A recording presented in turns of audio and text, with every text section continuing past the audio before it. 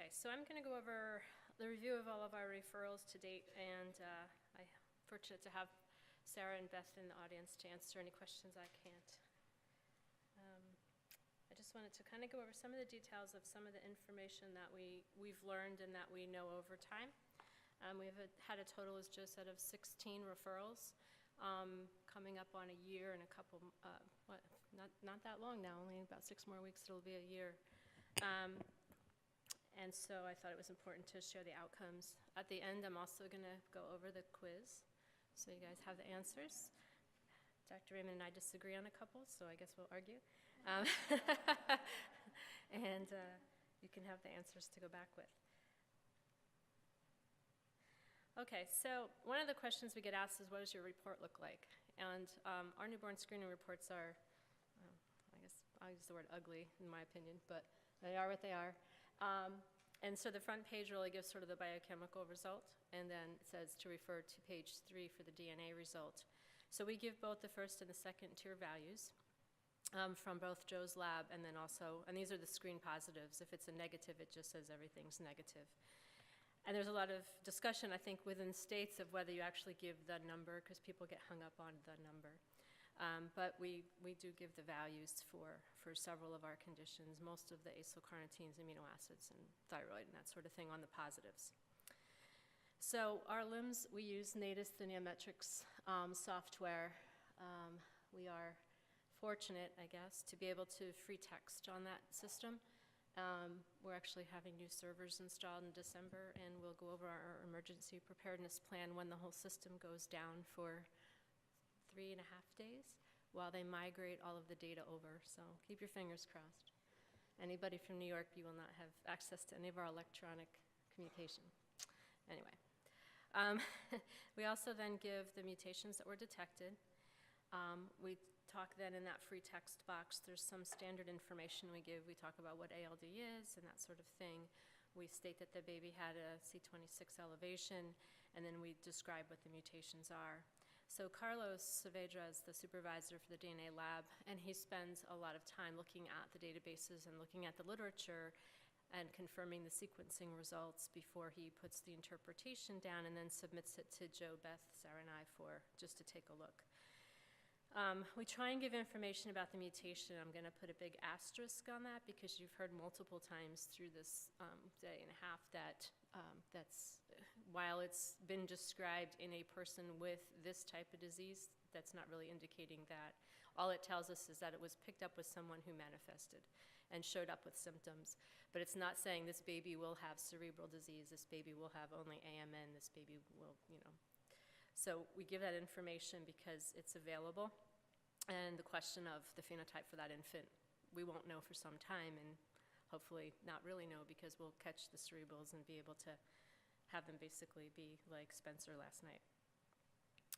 We always indicate that because of the elevation and because of the mutation result, that referral and follow-up is required, and you heard from Sarah what that entails. And then the call goes out to the specialty care center and the provider. And then also we have the regulatory option of having to discuss how the test was performed. Carlos checks the literature and checks the database that you've seen on several of the other slides down there from the Netherlands in order to get information on the mutation, whether it's been detected ever in a patient who is manifested. So you've seen this slide. I'm going to skip through, and I'm going to go into each of the cases and talk about them and sort of the little caveats that you've heard throughout the symposium so far. And then the other 8 cases, to date. We had one just was referred out the other day of the sort of other outcomes. So we talked a lot about our specialty care centers, and this is where we make all of our referrals for all of our IMDs, all of our ALD, the LSDs, all of those go to this group of physicians. Little thumbtacks indicate where these referrals were. So we've had 3 to Buffalo, none to Rochester, 2 to Syracuse, 1 to Albany, 2 to Westchester, 1 to Stony Brook. 2 Stony Brooks? 3 to Mount Sinai, Montefiore, and Prez. And so New York Presbyterian is our newest center. I hope I got that right. You can tell me which one is maybe mislabeled. So I have these by ALD number. These are the case numbers. excuse me, and then the referral number. So this was our second referral, but was our first ALD baby. And I circled in red up top. We had a very busy start. The other complication that Joe left out, I think, was that we moved laboratories. So we began screening for ALD. He started the Pompeii LSD pilot with Melissa and the laboratory, and moved the entire operation to a new building, not a new to us building, all within a few months. So it was a pretty hectic time, and we began ALD screening at the end of 2013. This baby obviously was a male, as I have up there. He had an E302K mutation, and that's the base for anybody who's a molecular junkie and wants to know the actual codon and the sequence. This mutation had been identified in a child with onset disease, cerebral onset. The numbers, the first tier and second tier, that's Joe's first MS test, the rapid test, and then the second tier is the test from Mark with the HPLC column. I've put the confirmatory very long-chain fatty acids up there for people for the babies that we actually got that specific information back on. This family is interesting because they travel regularly between the Dominican Republic and New York City. Baby has been seen at Montefiore. Had a hard time getting appointments with endocrine, not because the endocrinologist wouldn't see them, but because the family was sort of dragging their feet a little bit. This was, they have an older brother with gait problems and learning difficulties. So that was kind of an interesting one because this is the family with 4 brothers. And I said Beth kind of walked in with, kind of weight when she looked the family up in the system, because we found this baby had siblings that were like 2 years old, 4 years old, 6 years old, and 8 years old, all males. So when we tested mom, she didn't have the mutation. And we tested mom again, and she didn't have the mutation. And we tested her a 3rd time, just to be sure, because we're like, oh my God. So this, was the first ALD. We were like, oh gosh, this is going to be interesting. So it turns out that mom did not have the mutation, and it was a de novo on this baby. But the interesting thing is they have an older brother, according to Dr. Levy, who has gait problems and some learning difficulties. So he has ordered testing. So we may be dealing with a germline mosaicism type of case or something, I don't know. So we'll see what happens with that baby. But that was number 1. So we were off and running. The second referral was an ALD also. This was our 3rd referral, and this baby was referred on February 7th. So right when we began testing, we had 3 hits right in a row, about 1 a week and a week and a half apart. So we were like, oh dear, this is going to be quite the year. Again, we were preparing at this time for the move as well, in full swing, and that meant we had to be operating in 2 different laboratories. So we were running and then running to the new lab and running stuff there. Also a baby boy. This baby boy had a deletion of one guanine and changed the tryptophan to a stop codon. This mutation also had been described, and it had been described in both individuals with cerebral form of disease and adult onset form. Again, you can appreciate the first tier test from Joe's lab was quite high. The second tier test was fairly high, and this goes back to what he was saying, where when it's a real case, the numbers are actually fairly close. We see the difference in the other types of conditions. This child has a maternal uncle who has Addison's disease. So that uncle had been previously diagnosed, right?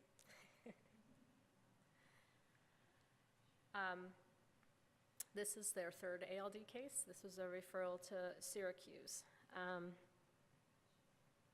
This individual is a male, has this proline to serine change, a C to T mutation. This specific base change was unknown, but we have identified some other individuals, other mutations in the database where the proline is changed to another amino acid. This child had a little bit of a lower, still elevated 1st tier and 2nd tier, and the confirmatory values are up there. What was interesting, this family is pursuing DNA testing in female siblings to see if they are eligible donors. And this was the family that had contacted Elisa to determine, contacted her, and you saw slides of the baby. Turns out they also have a brother. There's also a brother who, or no, is that right?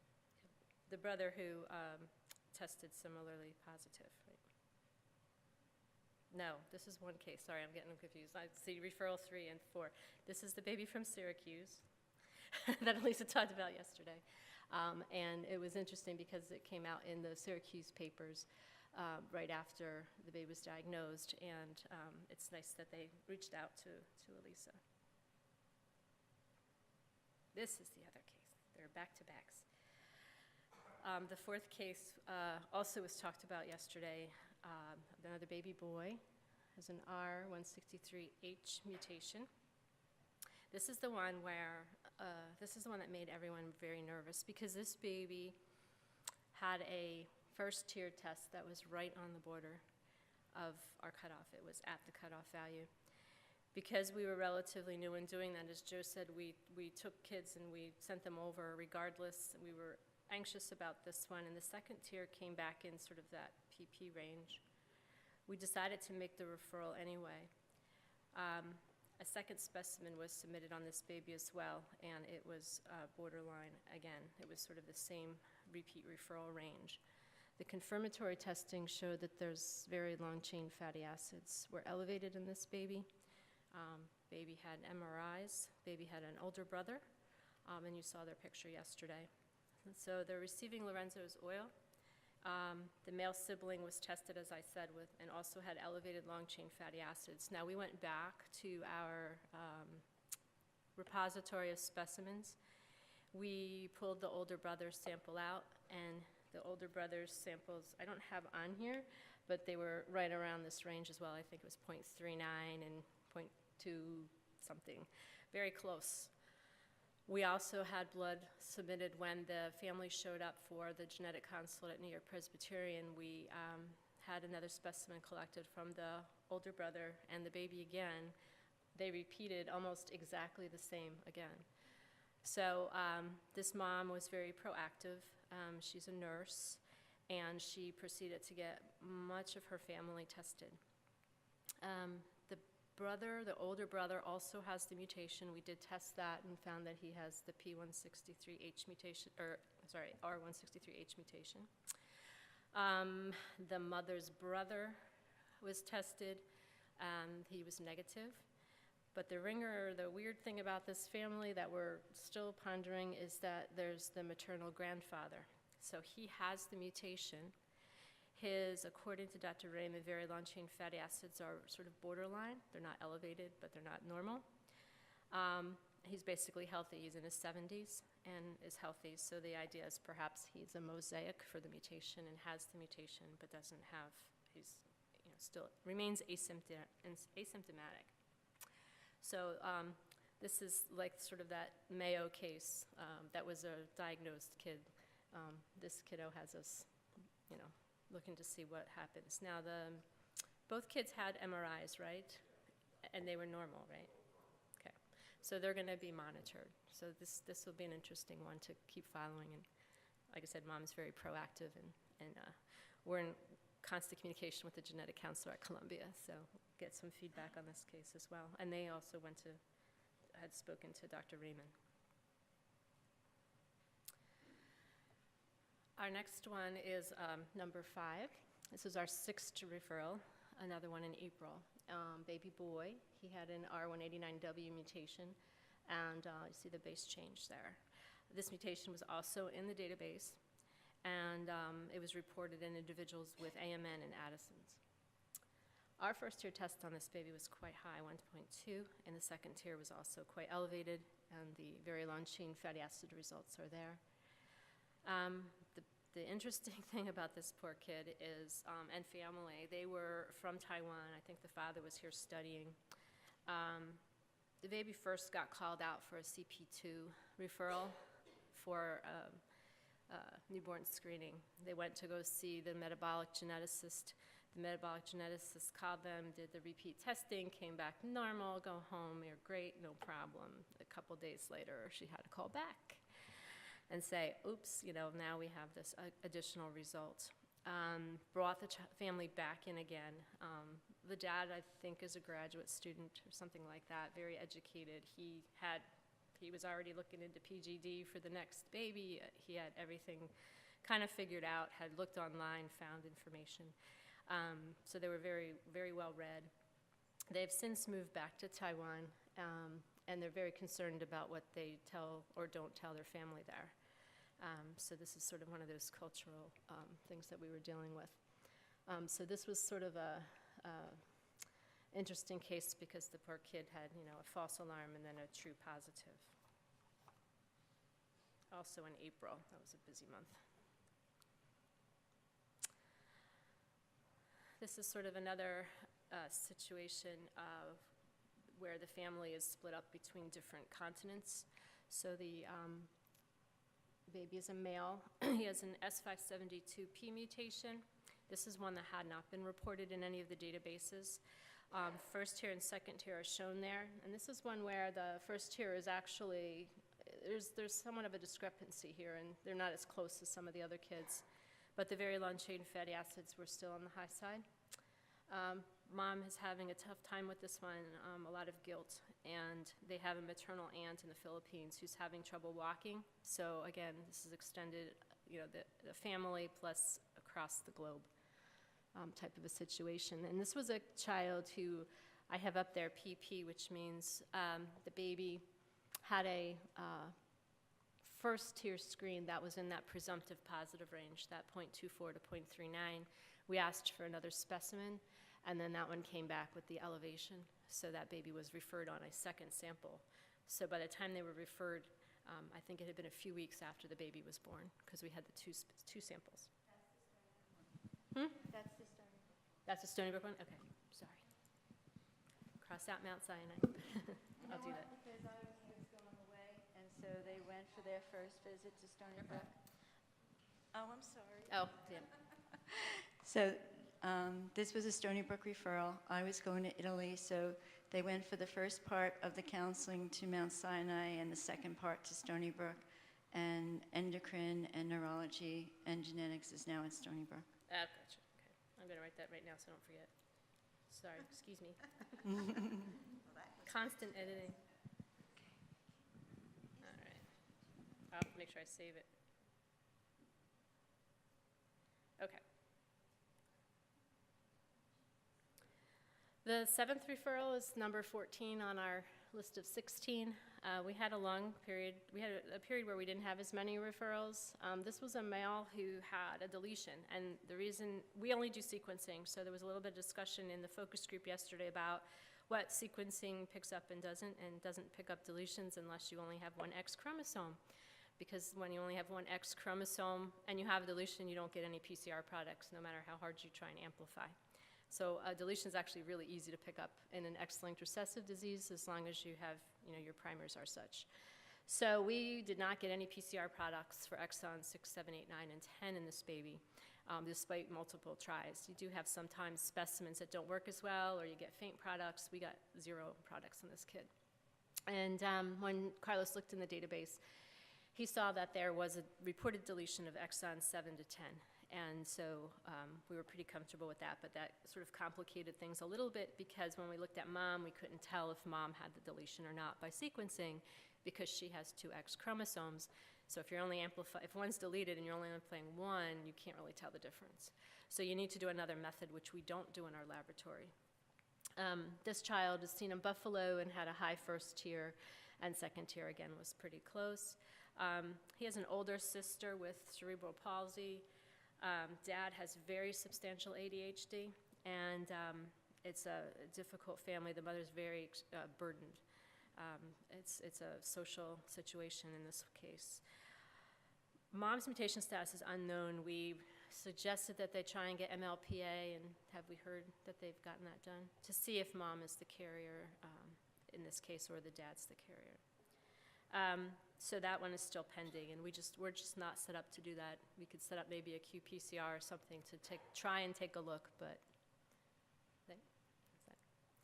so this is one that we couldn't tell if mom or dad is the carrier. Oh, sorry, I thought this was a girl. Right. So we don't know if this is de novo or if mom's a carrier. Thank you. Our last case we think is going to be an ALD case. but we're not sure yet. This is the one Joe talked about. We put an asterisk here because we haven't gotten the confirmatory testing yet. This poor kid had cardiac surgery already due to transposition of the great vessels. He has 2 variants. Neither of them have been reported, so they're both novel variants. And again, his first tier and second tier tests are both elevated, and this baby is in the NICU recovering. Mom is very stressed out, obviously, for many reasons. Bad enough to have cardiac surgery, but they're trying to encourage mom to come in for genetic counseling as soon as possible, and I believe she's made the appointment. So this was a pretty recent referral, October 22nd I have up there. So out of the referrals that we had, we think 50% of them are ALD, true ALD cases, but we have 8 other ones that vary in their kind of their dispensations. So we've only had the 16. I've had some discussions with some providers. People call us and ask for not only information on how to do the test, but sort of the more global information. And I'm going to go over each of these because I'll let you decide if you think they're false positives or not. Some people say if it's not ALD, then it's a false positive. I beg to differ, but that's my opinion, not New York State's opinion.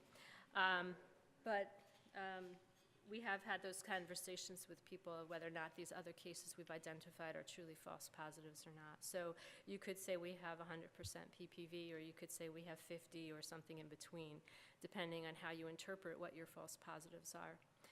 We knew we would detect the peroxisomal defects from the outset on this test. There's already a literature that showed that the same analyte is elevated in those cases. And I always use other examples. You know, are you saying you're screening for sickle cell, or are you looking for other hemoglobinopathies? Are you saying you're only screening for SCID, or are you screening for other immunodeficiencies? So we always have this problem in newborn screening because it's a universal program. We take everyone, and we have to interpret every result we get. So that's I'll get off the soapbox, and we'll go over these cases. So this was our very first referral. Note the date was January 7th. We started screening December 30th. This baby actually was also because the baby was in the NICU, we had 2 samples on this baby. So the sample that we caught, the ALD positive, was the second specimen. The first one we hadn't tested for ALD at the outset. This is a baby girl. The second sample, as I said, was pulled after the case was reported to the provider. We tested the first specimen, and that one was elevated as well. This baby had no mutations detected, and you can see the values for the first and the second tier test. The baby is being followed and believed to be on the Zellweger spectrum. The baby, as I said, was already in the NICU. Genetics had already been called to look at the baby because of the way the baby was, the health status of the baby. If I look in the notebook, there's a quote from Dr. Irby that says this baby has many challenges. We don't know what those challenges really are, but this one is a difficult case. It's still open. There's not been a firm diagnosis. The family has missed several appointments, so they have either canceled or not shown up for several appointments.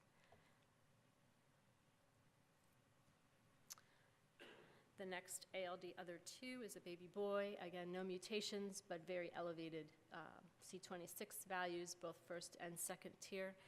This baby was also in the NICU at birth, had dysmorphic features. We called with the referral, and they sort of saved the diagnostic odyssey for this baby, and the baby was found to have 2 mutations in the PEX1 gene, so this is a peroxisomal defect. So this is an example where the baby was already critically ill. There was the genetics folks were called in. As they were assessing the baby, we made the phone call, and we were able to sort of save them other diagnostics.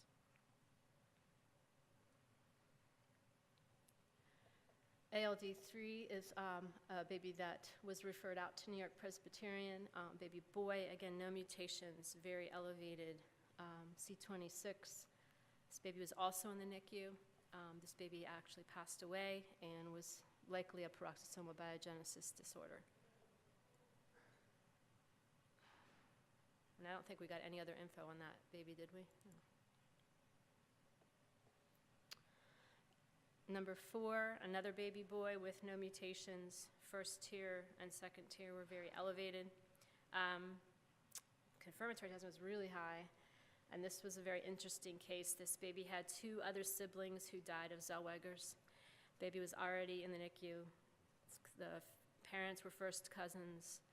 The baby had poor feeding and seizures, and the other 2 siblings had already passed away, so the family did not do any prenatal testing, and we were able to identify at birth that this 3rd child also had Zellweger's.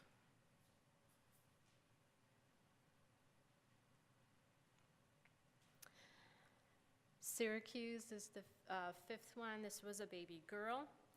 She had a V583M mutation. It's novel, not been reported anywhere. Valine to methionine sometimes is not really, taken seriously, I guess. They're close amino acids. The first tier and second tier were elevated, but their confirmatory testing showed elevated very long-chain fatty acids.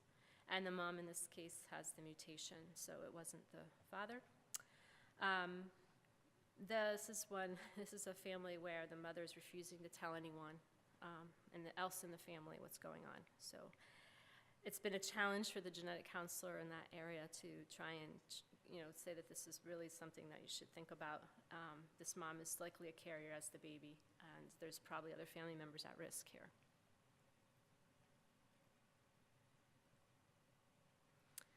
Number 6 is a baby girl. She has a deletion of 3 nucleotides, which deletes a glutamic acid residue. Her results from newborn screen are up there, and her very long-chain fatty acids values are elevated. Her mother also has the mutation. The mother, and this was the one Dr. Raymond talked about, has physical and psychological complaints. Family otherwise, the baby's doing fine.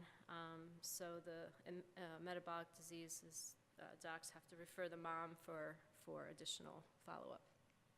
So here's a case where we identified a mom potentially.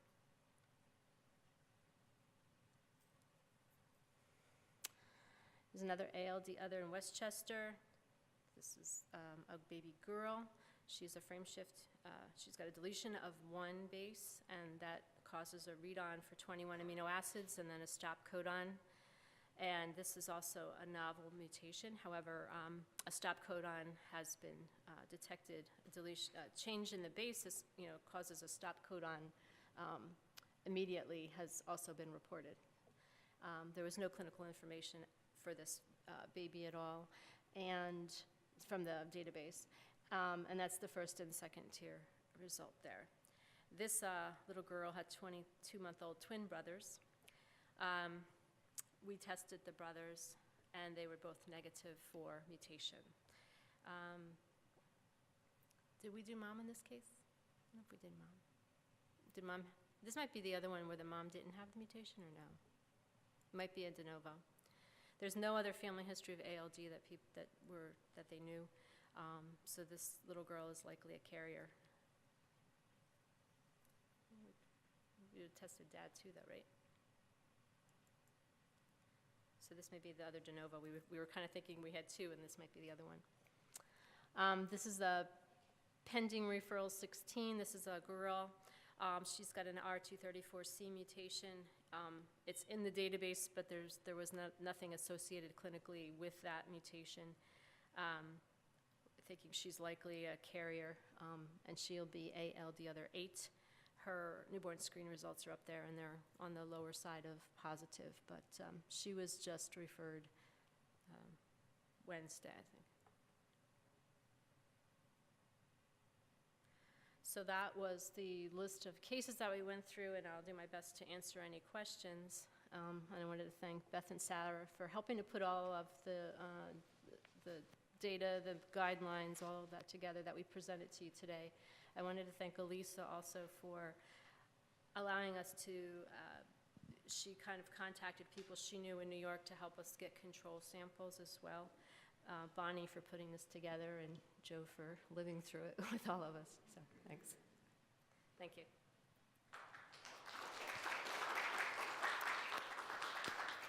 Questions? Oh, no.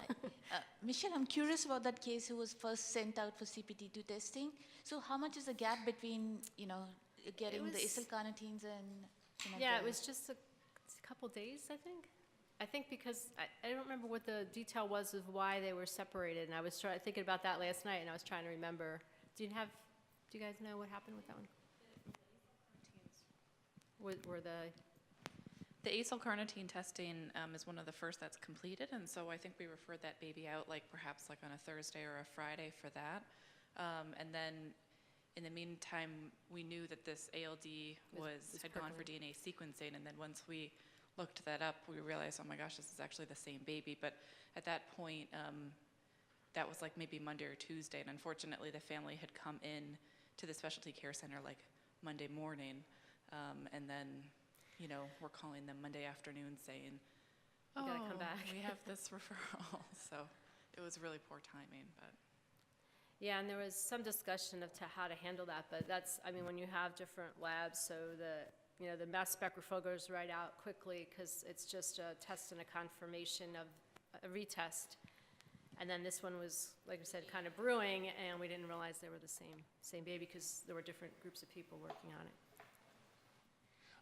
On the way by, you mentioned finding a PEX2 mutation.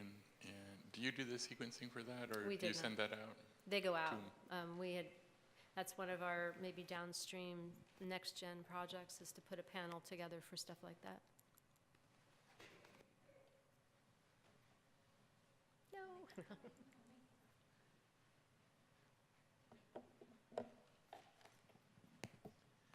So you had several NICU babies. Were they pretermers, low birth weight, or were they sick, or combination? One of them, I think, was premature, but most of them, I think, because they were ill. Right. So, and I think it came up yesterday, and Dr. Amen might have answered this, but I don't know, with your results, we didn't see, there's no distinction, you're not seeing any difference in C26 for, pretermers, low birth weight, too soon, nothing, it's just a standard acylcarnitine. Wait for the mic, Joe. My wife always says I'm loud, but so yeah, I think I can go back and really analyze the numbers, but in looking at the data daily, the way we group the samples, there's no obvious outline. They don't stand out anyway. There may be subtle differences.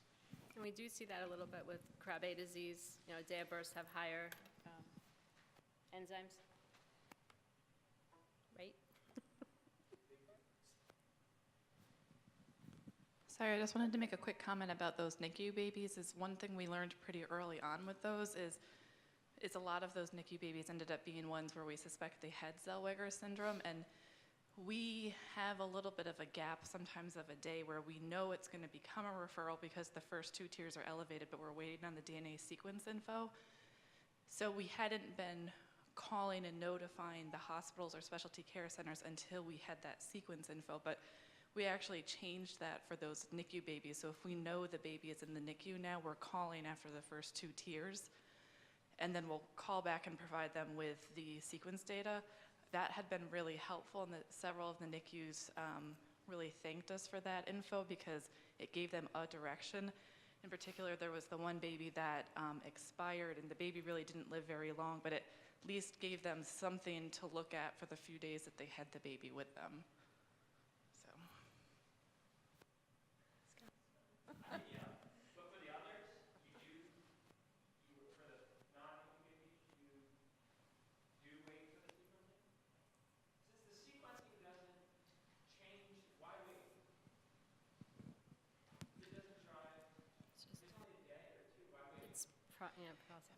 Partly because then we're giving the specialty care centers more information at the time of the referral, and also sort of the thinking was that that timing of waiting a day or 2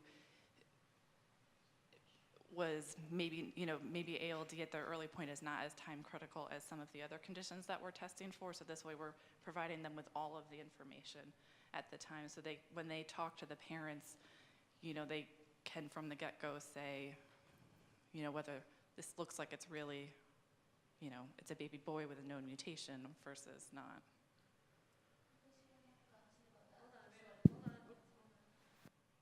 No, I'm just saying counseling would be simpler because if there is a mutation, they don't have to go into all this Zellweger spectrum at all with the family, and it'll be, otherwise, that's even scarier than ALD.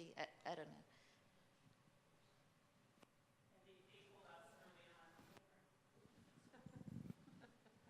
I think we were excited in the beginning when we got the first few referrals and wanted to call them right away, and they told us, well, we're not going to call the family until we have the DNA results anyway, so it didn't give them an advantage, because they wanted to have as much information as possible making that phone call.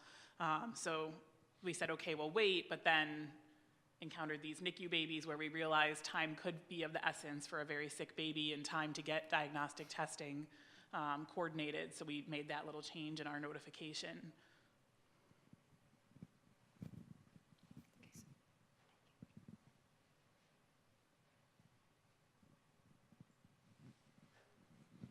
Do you have a mechanism for getting feedback so you can get a false negative rate?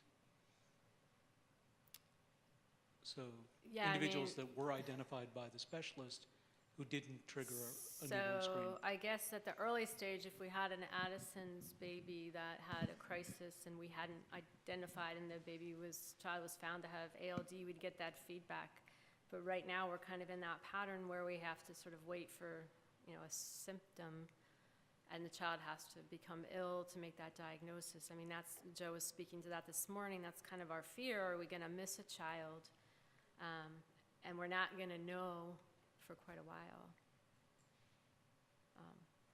We don't have a formal system of identification, although if they get to a genetic center in New York or they get to an endocrine that is one of our, I think we have 23 endocrinologists, somewhere along low 20s.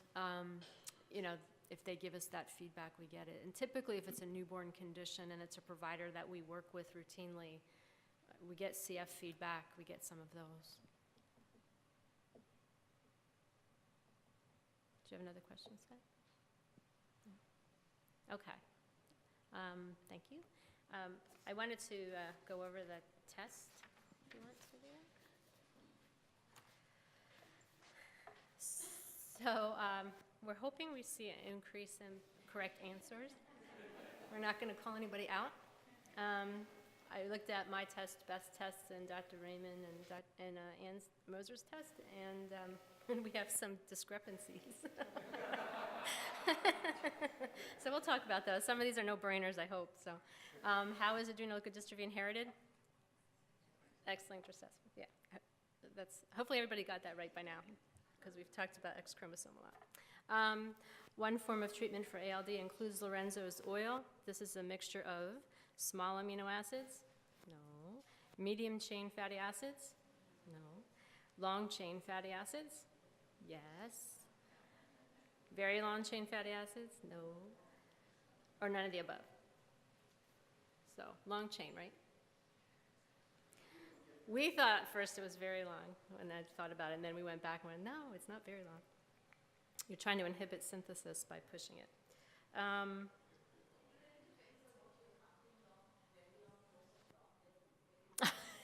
Okay. Want to say that again? Okay. There's one in every crowd. No. The assessment for ALD after the diagnosis includes evaluation by an endocrinologist. Yes, right? Assessment of very long-chain fatty acids. Yes, we'll give you yes. We were thinking after the diagnosis that is the diagnosis, so a lot of people circled that one. Evaluation by a psychologist. What's the consensus? No. How many people said no? How many people said yes? You're pretty split. So I had that as a no. So we had evaluation by endocrinologist, assessment of very long chain could go either way, psychologist was no, and baseline MRI of the brain, yes, right? Okay. Which of the following are not conditions related to ALD? So globoid leukodystrophy? No, right? What is that? Crab A. You knew this was a New York test. Adrenomyeloneuropathy, AMN, yes. Addison's, yes. Cerebral disease, yes. Diabetes insipidus, no, correct.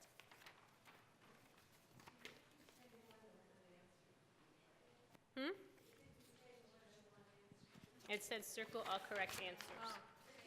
No, is that? Yeah, we had circle all correct answers.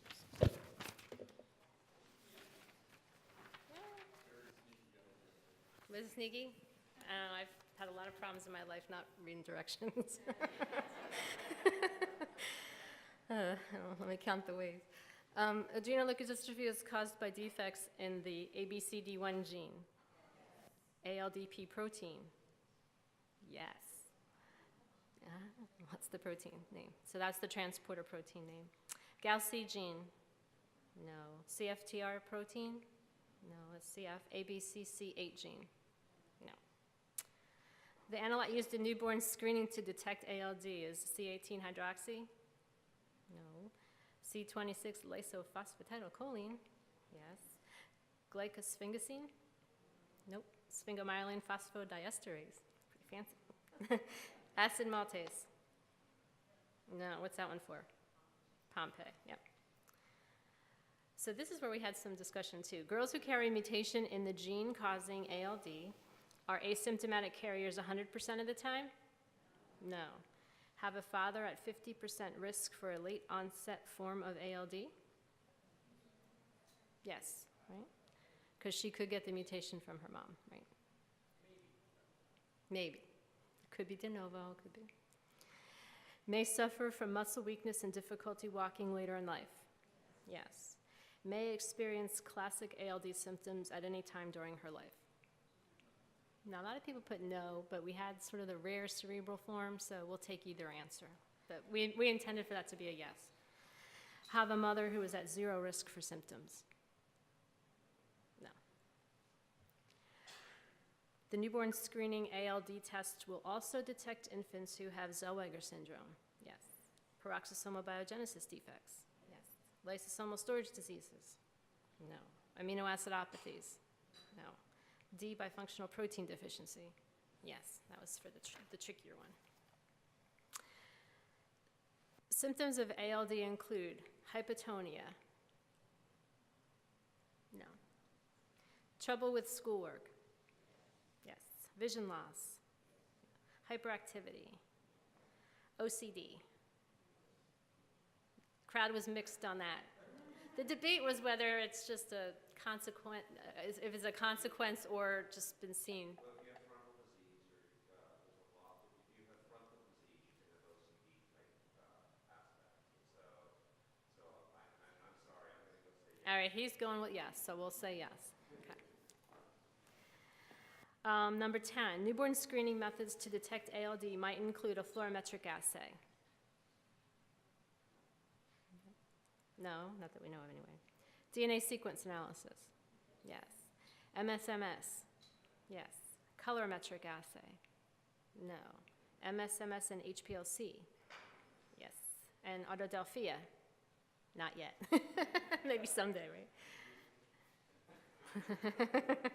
GSP. And the last one, treatment options for ALD include hematopoietic stem cell transplant. Yes. Restricted diet. No. That was one of the first things they tried, and it didn't really have any effect. Enzyme replacement therapy? No. Supplementation of steroid hormones? Yes. Okay. So we have consensus. So thank you very much. I hope that was a little bit fun for you and that you showed you actually did pick up some stuff that you didn't have before.